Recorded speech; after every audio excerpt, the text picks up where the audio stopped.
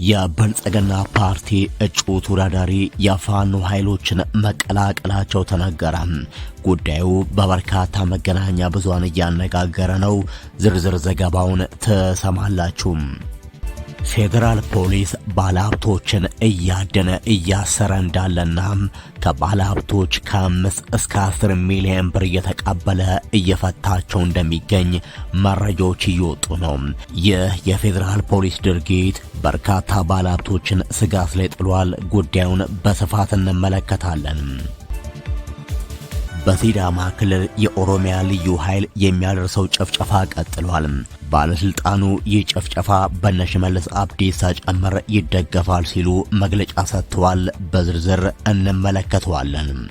ጤና ይስጥልን። ከሸገር ቲዩብ የእሳቱ መረጃዎቻችን ቀጥሎ ይቀርባሉ። ሸገር ቲዩብን ሰብስክራይብ፣ ላይክ፣ ሼር በማድረግ አዳዲስ መረጃዎችን ከቻናላችን ታገኛላችሁ። መልካም ቆይታ እንዲሆንላችሁ በመመኘት ወደ ዝርዝር መረጃዎቹ አለፈን። በፌዴራል ፖሊስ ወንጀል ምርመራ ቢሮ ውስጥ ስር የሰደደና የለየለት የተደራጀ ዘረፋ እየተፈጸመ እንደሚገኝ የሚጠቁሙ መረጃዎች ወጡ። ተቋሙ ሕግን ከማስከበር ይልቅ ባለሀብቶችን በማስፈራራትና በሙስና ገንዘብ በመቀበል ወደ ማፊያ ተቋምነት እየተቀየረ ነው በሚል ከባድ ወቀሳም እያቀረበበት ይገኛል። ሰሞኑን በተካሄደም የተቀናጀ ዘረፋም ከአዲስ አበባ ብቻ ከ25 በላይ አስመጪና ላኪ ባለሀብቶች በቁጥጥር ስር መዋላቸው ታውቋል። ምንጮች እንደሚያስረዱት ባለሀብቶቹ ከታሰሩ በኋላም በቀጥታም የቀረበላቸው አማራጭ የወንጀል ምርመራ ሳይሆን ከ5 እስከ 10 ሚሊዮን ብር ክፍያ መፈጸም ነው። እስካሁን ባለው መረጃ መሰረትም 7 ባለሀብቶች የተጠየቁትን በሚሊዮን የሚቆጠር ገንዘብ ከፍለው በነጻ ተለቋል። የቀሩት ባለሀብቶች ግን የተባለውን ገንዘብ ለመክፈል ባለመስማማታቸው ወይንም አቅሙ ስለሌላቸው አሁንም በእስር ላይ ይገኛሉ። ይህ በባለሀብቶች ላይ ያነጣጠረው ዘመቻ የሀገር ውስጥ ነጋዴዎችን ብቻ ሳይሆንም የውጭ ሀገር ባለሀብቶችንም ያካተተ መሆኑ ተረጋግጧል። ከጥቂት ወራት በፊት በተመሳሳይ መልኩ ከ10 በላይ ቻይናውያን ባለሀብቶች ከገቢዎች መስሪያ ቤት ሰራተኞች ጋር በተደረገም አጠራጣሪ ጥምረት ድርጅቶቻቸው ተፈትሸው ታስረዋል። ከታሰሩት ቻይናውያን መካከልም አብዛኞቹ በኢትዮጵያ ብር አንቀበልም በመባላቸው ለእያንዳንዳቸው 350 ሺህ የአሜሪካ ዶላር በመክፈል ተለቋል። ሶስቱ የቻይና ዜጎች ግን የተጠየቁትን የዶላር ክፍያ ባለመፈጸማቸው እስካሁን በእስር ላይ ይገኛሉ። የወንጀል ምርመራ ቢሮ ክፍያውን ለመቀበል ፍርድ ቤቶችን ጭምር እንደ መሳሪያ እየተጠቀመባቸው እንደሆነ ተገልጿል። ተጠርጣሪዎች የተጠየቁትን ገንዘብ እስኪከፍሉ ድረስም ተስፋ ለማስቆረጥ ሲባል ከዳኞች ጋር በመሳጠር ዳኞችን በተደጋጋሚ በመቀያየርና ቀጠሮ በማንከራተት ህጋዊ መብታቸውን እየነፈጓቸው ይገኛል። ከዚህ በተጨማሪ ባለሀብቶቹ ስለደረሰባቸው በደልና ክስ ለሚዲያ ወይንም ለህዝብ ተንፈሽ ካሉ ህይወታቸውንና ንብረታቸውን እንደሚያጠፉ የከረረ ዛቻ ስለሚሰነዘርባቸው በከፍተኛ ፍርሃትና ስጋት ውስጥ ሆነው ድምጻቸውን አፍነው ለመቀመጥ ተገደዋል። የአገሪቱ የኢኮኖሚ ምሰሶ የሆኑት ባለሀብቶች በዚህ መልክ መታደናቸውና የፍትህ ተቋማት ማፊያ መልክ መያዛቸው የአገሪቱን የወደፊት የደህንነትና የኢኮኖሚ ሁኔታ እጅግ አሳሳቢና የከፋ አድርጎታል። ጉዳዩ የሚመለከተው ገለልተኛ አካልም ወደ ስፍራው በመሄድ አስቸኳይ ማጣራት እንዲያደርግና የህግ የበላይነት እንዲከበር ጥሪ ቀርቧል። የብልጽግና እጩ ተወዳዳሪ የሆኑት ግለሰብ የፋኖ ኃይሎችን መቀላቀላቸው እያነጋገረ ነው። በቡግና ምርጫ ክልል የብልጽግና ፓርቲን ወክለው ለክልል ምክር ቤት እጩ ተወዳዳሪ ሆነው ሲተዋወቁ የነበሩት ቄስ ንብረት አያሌው ባህሩ የብልጽግናን የምርጫ ቀልድ አላጅብም በማለት ከብልጽግና መዋቅር ሙሉ በሙሉ መውጣታቸውንና የፋኖ ኃይሎችን መቀላቀላቸውን አስታውቋል። ሰፊ ትኩረት በሳበው በዚህ ውሳኔያቸው ቄስ ንብረት አያሌውም በወሎ ቀጠና የሚንቀሳቀሱ የፋኖ ኃይሎችን መቀላቀላቸው ታውቋል። ንብረት አያሌው የገዢው ፓርቲ የክልል ምክር ቤት እጩ ተወዳዳሪ ተደርገው ተሰይመው የነበረ ቢሆንም በህዝቡ ላይ እየደረሰ ነው ያሉትን ግፍና በፖለቲካው መድረክ እየተካሄደ ያለውን ሂደት የምርጫ ቀልድ ሲሉ ኮንነዋል። ፓርቲውንና የወከሉበትን የእጩነት ሚና ሙሉ በሙሉ ውድቅ በማድረግ ብቸኛው የህዝብ ድምፅ ማስከበሪያ መንገድ የነፍጥ ትግል መሆኑን በማመን ውሳኔ ማሳለፋቸውን ገልጿል። ቄስ ንብረት የፋኖ ኃይሎችን ሲቀላቀሉ በአመራሮችና ታጋዮች ከፍተኛ አቀባበል ተደርጎላቸዋል። በወቅቱም ባስተላለፉት መልእክት በስልጣን እርከን ላይ በገዢው ፓርቲ መዋቅር ውስጥ ያሉ ሌሎች ግለሰቦችም ከህዝብ ጎን እንዲቆሙና የለውጡ አካል እንዲሆኑ ጥሪ አቅርበዋል። ይህ የቄስ ንብረት አያሌው ድንገተኛ ውሳኔም በቦግና ምርጫ ክልልና በአካባቢው ባለው የብልጽግና ፓርቲ መዋቅር ላይ ከፍተኛ መደናገጥን የፈጠረ ሲሆን በህዝባዊ አመጽና በትጥቅ ትግሉ ተገፍ የነበሩ የማህበረሰብ ክፍሎችንና የሃይማኖት አባቶችን ይበልጥ የሚያነቃቃ ክስተት ተደርጎ ተወስዷል። የክልሉ የምርጫ ሂደት አስተማማኝነትና የፓርቲው የውስጥ አንድነት ጥያቄ ውስጥ እንዲገባ ማድረጉም እየተነገረ ነው።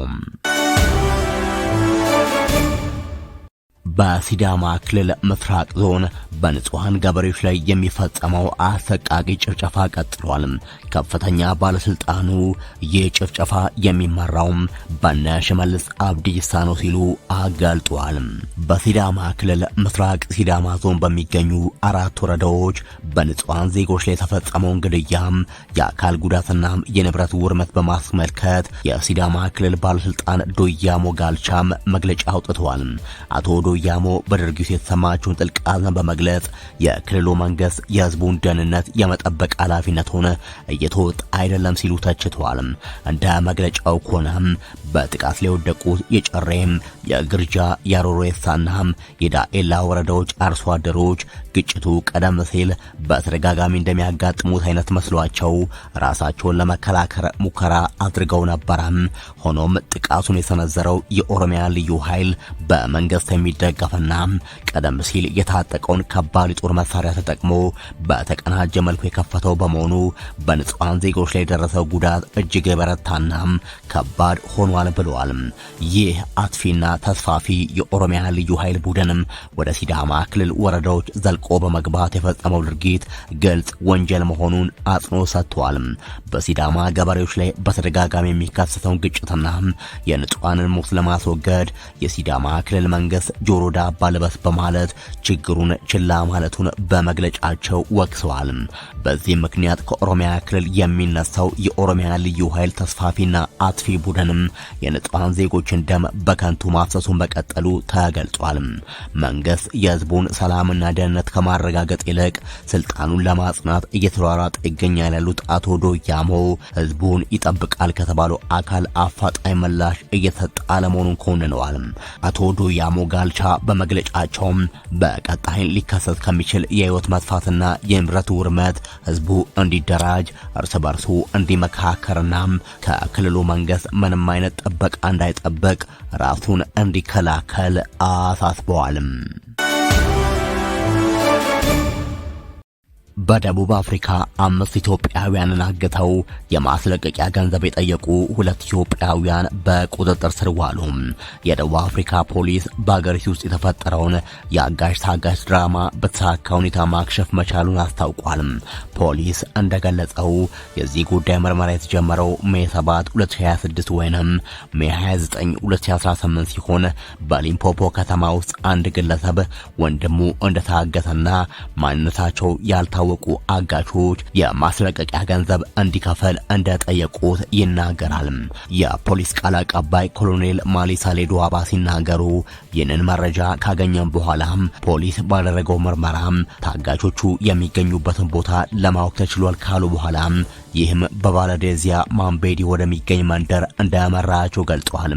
በዚህ መንደር ውስጥ ቅዳሜ ዕለት ባደረጉት ዘመቻም በአንድ ስፓዛ ተብሎ በሚጠራ ሱቅ ውስጥ 5ቱን ታጋቾች ለማግኘት ማግኘት እንደተቻለ አስታውቋል። በወቅቱ በተደረገው ፍተሻም ህገወጥ ሲጋራዎች፣ ሞባይል ስልኮች፣ ከፍተኛ መጠን ያለው ገንዘብና በፌስታል ውስጥ የተቀመጠ ሳንቲም ማግኘታቸውን አስረድተዋል። በቤት ውስጥ ታግተው የነበሩ ኢትዮጵያውያንም እድሜያቸው ከ18 እስከ 24 እንደሚሆን የጠቀሱት ቃል አቀባዩም ግማሽ ራቁታቸውን ሆነው አንድ ቤት ውስጥ ተቆልፎባቸው እንደነበር ገልጸዋል። ታጋቾቹ በቀን አንድ ጊዜ ዳቦ የተሰጣቸው በዚያ ቦታ መቆየታቸውንና ቤተሰቦቻቸው ገንዘብ ከፍለው እንዲያስለቅቁ በተደጋጋሚም ሲጠይቁ መቆየታቸውን አስረድተዋል። ይህንን እገታ በመፈጸም የተጠረጠሩት ሁለቱም ኢትዮጵያውያንም እዚያው ቦታ በቁጥጥር ስር ውለዋል። የ24 ዓመቱ መስጋኑ ጌታቸውና የ20 ዓመቱ ተሻለ ቶሚቦ በዚህ እገታ ተጠርጥረው ሰኞ ዕለት ፍርድ ቤት የቀረቡ ሲሆን በነጋታው ደግሞ ህገወጥ ሲጋራና ሞባይል በመያዝ ሌላ ክስ ቀርቦባቸዋል።